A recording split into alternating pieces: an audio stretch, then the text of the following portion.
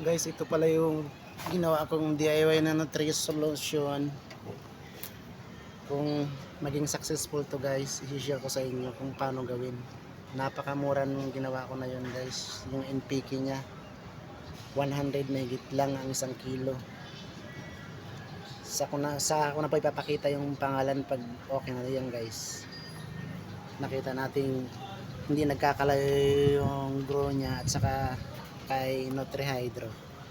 Gamit ko kasi Nutrihydro. So yan lang guys. Salamat.